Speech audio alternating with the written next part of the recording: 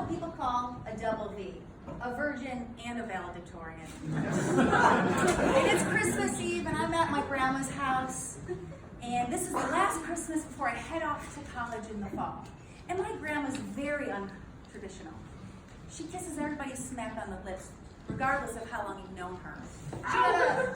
She got a tummy tuck when she was 50, so she still looked hot in a bikini. Yeah. And tonight, being the host of this grand finale, she is walking around the room pouring champagne into every empty cup she sees, taking a swig from the bottle between pours. No, this is not your traditional isotoner glove Christmas. This is my family Christmas. One where I learned when I was 10 years old how to make a screwdriver with all the ingredients. Where I learned it's super funny to zoom in on people's butts when you have a video camera. And most importantly, I learned Grandma's important rules for the perfect gift-giving etiquette. The gift must be thoughtful. It must be expensive. And most importantly, it must be both of those. So imagine my surprise when I had a gift land on my lap at the end of the night after I thought all the presents were open. And on the tag it says, "To my drywall gal, from Uncle Brian." Now, I look over at Uncle Brian. He kind of sticks out like a sore thumb in my family.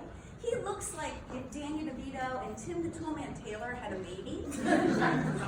We're not related by blood, obviously. He is married to my aunt, and he has 2 small children at the time, and he is northern Wisconsin's #1 porcelain tile installer. He's the kind of guy where 90% of the time when he says the word she, he's referring to a boat, a jet ski, or a small boat. And tonight he wore his fanciest of all clothes. He wore his Wranglers that are pleated right down the front, and he washed his hands real good before coming over. He calls me his drywall gal because the last summer he was at my parents' house helping us remodel, and I just happened to be home, again, virgin, and I helped him hang the drywall, plastering, and so I thought this just be like a corny, ha-ha, you're going off to college, I'm a contractor, here's a stud finder present, right? And I pick up the present, and I realize it's shockingly light, and it's been professionally wrapped, and when you shake it, there's tissue paper inside. Menards does not have tissue paper. I realize I'm in trouble. I look over at him, and he takes his eggnog and he cheers it to me across the room, smiling, takes his swig, and I can see the eggnog dripping off his mustache. And I'm like, okay, so I peel back the layers, and then I see it. Or I should say I see them, 3 of them, staring me right in the face. I look up at my aunt, his wife, and she sort of smiles and waves, and my grandma says, "Well, what is it?" And I say, "It's underwear." And not just any underwear, the sexiest red thong you would ever see. It got me a flight of 3 red thong pairs of underwear. My grandma runs over and she says, "Oh, those are the Victoria's Secret 3000. Those are made for speed and oh so durable." Now, if my grandma says these underwear are durable, she has a critical review because she was engaged 3 times before she met my grandpa. I'm pretty sure she's done everything in her life. And just in case you're worried that this is like a Me Too moment or I'm traumatized, it's not.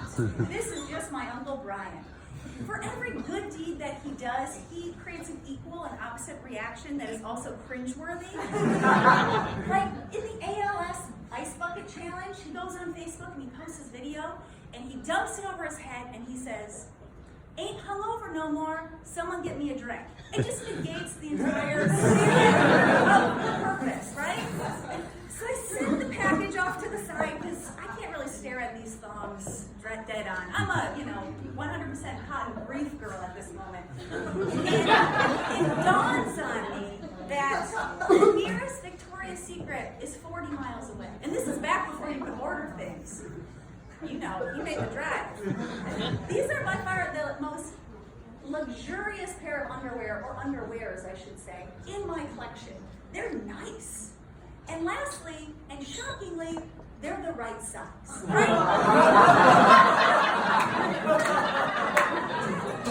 So, I'm not exactly sure what I'm going to do with these underwear, but as the night goes on, I kind of get excited because I'm like, I'm going to college, this is a good thing to have, right? And honestly, my grandma was right. These suckers were durable because they lasted all 4 years of college and all 8 boyfriends.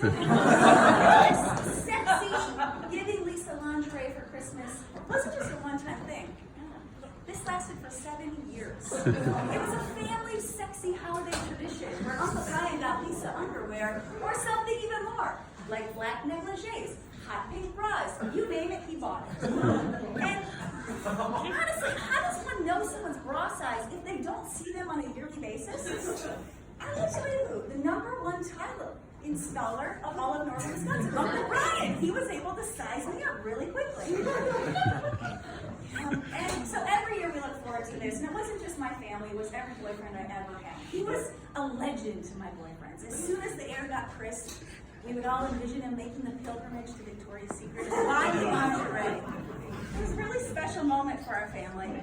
And it all ended, sadly, once I got engaged. And he famously said to my fiance, "It ain't my job no more. Get her done."